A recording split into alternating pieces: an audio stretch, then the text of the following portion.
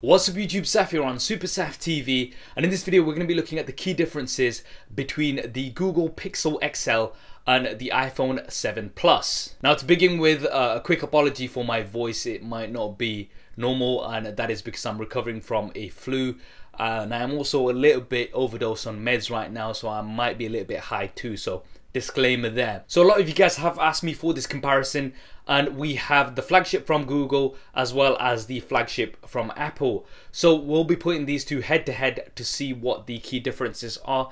Now starting off with the displays, we have 5.5-inch displays on both here. We do have different technologies, however. We have an LED backlit display on the iPhone 7 Plus. On the Pixel XL, it is an AMOLED display. Now this we'll have to see in more detail, but AMOLED displays are usually a little bit more vibrant, and I generally prefer the colors a little bit better on AMOLED displays. Might come down to your personal preference. One thing that the iPhone 7 Plus does have is 3D touch, so this is force touch. The display is sensitive to pressure, so you can push down harder on certain applications and things and get more options. This is something that's not available on the Pixel XL. Now in terms of resolution, however, the Pixel XL definitely gets the win with Quad HD resolution. So you've got 2560 by 1440, roughly about 534 ppi pixel density. The iPhone 7 Plus on the other hand only has 1080p. Now that's not bad in any way, but it gives you a pixel density of 401 ppi, so nowhere near as good as the Pixel XL.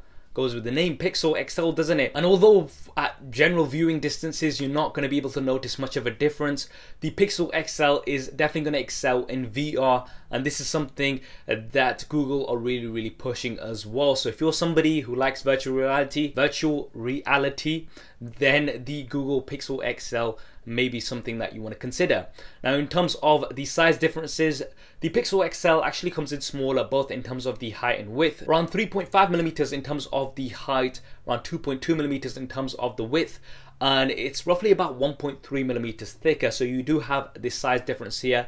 And the Pixel XL also comes in 20 grams lighter compared to the iPhone 7 Plus. So this is something that you're going to have to bear in mind, because the Pixel XL is generally going to be a little bit more compact at that same screen size. Now the build and design, both of these have a metal unibody, and both of them are premium. We've got different designs here, and that will come down to your personal preference. The iPhone 7 Plus comes in silver, gold, rose gold, as well as two new colors. We have the black, which I really like, and I've got here with me, or also the jet black, the shiny black that we have. The Pixel XL comes in silver, black, or blue, but blue is only available in US, so that is a bit of a shame if you are somebody who wants to go for that blue color.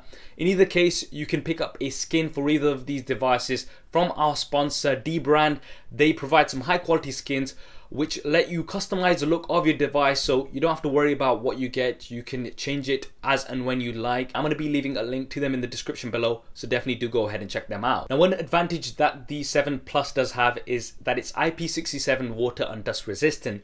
This is not something that's available on the Pixel XL, nothing that they've advertised anyway. I'm sure some guys will be doing some tests with the Pixel XL as soon as it's released, and it may have some secret water resistance that's built in, but nothing official that we have here. Now in terms of the internals, the iPhone 7 Plus comes with Apple's A10 Fusion chip. This is a quad core chip, and we also have 3 GB of RAM. The Pixel XL actually comes with the Snapdragon 821. This is, I believe, the first device with the Snapdragon 821. Once again, this is also quad core, but you have 4 GB of RAM. Now in terms of speed and performance, we're going to have to do a detailed speed test between these two. The 7 Plus has been super fast in my experience, definitely one of the fastest devices out there, so it'll be interesting to see how the Pixel XL stacks up. Now for the storage versions, the iPhone 7 Plus comes with 32, 128 or 256 GB options. Obviously you're going to be paying more for the larger options. With the Google Pixel XL, you have 32 or 128 gig. However, the Pixel XL does come with unlimited storage for backups online, and that is at full resolution. So even if you have videos at 4K, those will be backed up and you have unlimited storage. They've not said for how long, so I'm assuming it's forever, but I don't know. This has not been specified, so that is definitely good. With iCloud, you are going to have to pay. You get 5 GB, I believe, that's free, but anything more and then you are going to have to pay. So this is an advantage that you do get with the Pixel XL, although you do get the 256 gig option on the iPhone 7 Plus. Now moving on to the cameras, this is where it gets interesting. So the iPhone 7 Plus has a dual camera setup. The main primary camera is a 12 megapixel sensor with an f1.8 aperture as well as optical image stabilization.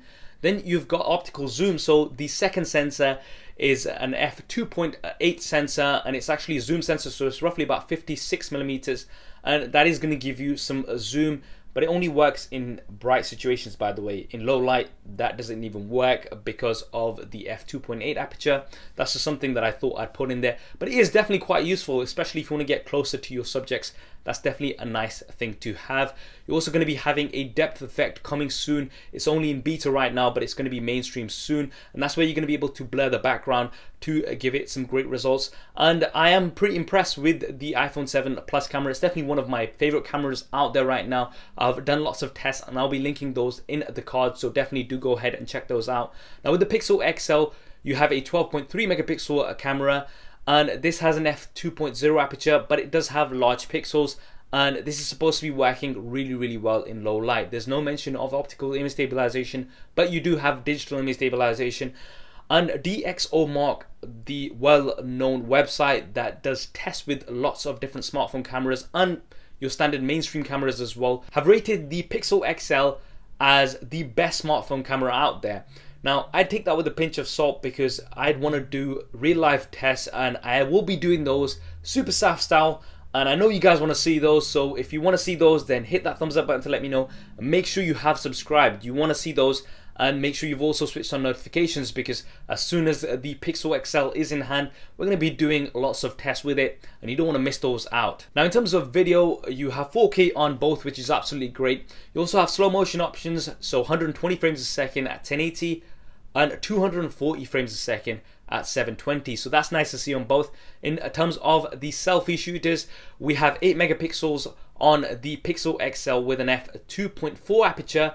With the iPhone 7 Plus, you have 7 megapixels with an f2.0 aperture. Now once again, Google are saying that we have larger pixels on the Pixel XL, hence the name Pixel, so this should mean that we're going to be getting better low light images. Once again, this will have to be tested out SuperSaf style, so you know what to do. I'm not going to say it again. Now moving on to the operating systems, this is where it gets really interesting, because this is where we have stock on both. So we have iOS, the latest version of iOS 10.0.2, I believe my iPhone 7 Plus is on right now. And with the Pixel XL, you're going to be getting 7.1 Android, which is Nougat. So you're going to be getting the latest and greatest from both here. The updates are going to be coming to you straight away, and you're not going to have to wait around, and they'll be working smoothly as well, so you're not going to have to worry about bloatware and things. I'm not going to go into individual features because this is going to take too long, but those are also covered in other videos. However, it comes down to your personal preference. I think iOS is a bit more simple and straightforward, whereas Android does allow you more customization. Now in terms of the additional hardware features, we do have a fingerprint sensor on both devices. It's a touch sensor, so it's not a button on either of these. You've got it on the home button on the iPhone 7 Plus, and on the Pixel XL, it's actually the back. So this is a similar setup to what we had on the Nexus 6P. You've got Siri on the iPhone 7 Plus. You've got Google Assistant on the Pixel XL. Now, this is supposed to be very advanced, and it's supposed to be the next thing in AI. So definitely interested to check this out, and from what we're seeing, it is a lot more advanced compared to Siri, but we can do a more detailed comparison later on. You've got USB Type-C on the Pixel XL. You've got a Lightning connector on the iPhone 7 Plus. Now it becomes a little bit more interesting because you are going to be using this Lightning connector a lot, especially if you listen to music with your wired headphones, and that is because you don't have a 3.5mm headphone jack. Surprise all of you guys already know about that, but there is no headphone jack on the iPhone 7 Plus. You're gonna have to use the converter that comes out of the box, or look for lightning cables, or get some wireless earpods or headphones, don't get earpods. Those things look so stupid. But anyway, the Pixel XL does have a 3.5mm headphone jack if that is important to you. Now in terms of sound as well, the iPhone 7 Plus does have dual speakers. So there's dual speakers, one is front facing, one's bottom facing. The Pixel XL just has a single bottom firing speaker. So the iPhone 7 Plus should be sounding better compared to the Pixel XL. Now in terms of the batteries, the Pixel XL actually comes with a larger battery. So you've got 3,450 milliamps versus 2,900 milliamps on the iPhone 7 Plus. You also get quick charging, so that does give it an advantage. The Pixel XL, you're going to be able to get a top up much quicker compared to that on the 7 Plus. Now, how long each of these lasts, we'll have to see. The iPhone 7 Plus, in my experience, has been very, very good. One of the best devices that I've used in terms of battery life. You can use it all day long, even if you are a heavy user. That's in my experience I've found. Now we'll have to see how well the Pixel XL does. One thing you do have to bear in mind is that you're pushing out more pixels on the Pixel XL. You are not pushing out as many with the full HD display on the iPhone 7 Plus.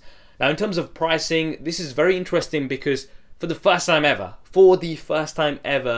Google have actually matched the pricing of the iPhones. So you're going to be paying the same for the 32GB models and the same for the 128GB models. Obviously with the 7 Plus you do have the option of a 256GB model. This is very, very interesting to me because Google Nexus phones traditionally have been quite a bit cheaper, and that's been one of the selling points, that you go for one of the Nexus phones and you're going to be saving a bit of money. But now they're actually charging exactly the same price. Which is a bit of a surprise, especially considering that the bump up from the Pixel to the Pixel XL doesn't seem too much. You're not getting a dual lens sensor or anything like you're getting with the iPhone 7 Plus compared to the iPhone 7, for example. So that's just something to bear in mind. You are going to be paying the same. Now with the iPhone 7 Plus, it's supposed to be available right now, but it's not because it's out of stock everywhere. So you can go ahead and pre-order this, and it's probably going to come in about 2 to 3 weeks time. Jet Black is completely out of stock, so that you are going to have to wait till, I believe, November sometime to actually get that. But the other colors you can pick up, but there is a bit of a delay. Now with the Pixel XL, release is supposed to be around 20th of October, so late October. My pre-order unit, they're saying, should be coming by 24th to 26th of October. So that's when the release is going to be, and you can pre-order it right now. So there we have it, the detailed comparison between the Google Pixel XL and the iPhone 7 Plus. Some interesting features from both here, and both offering some great things. Which one would you go for? Drop me a comment below and let me know your thoughts. This is Google versus Apple like it's never been before, so it's an interesting battle. As mentioned, once the Pixel XL is out in hand, I'm going to be doing some detailed tests with it. If you want to see that first, then make sure you have subscribed and make sure you also have switched on notifications. I hope you enjoyed this video and found it useful. If you did, then please do hit that thumbs up button for me. It really does help me out. Thanks for watching. This is Saf on SuperSaf TV, and I'll see you next time. Man, that was not good on my throat. But anyway.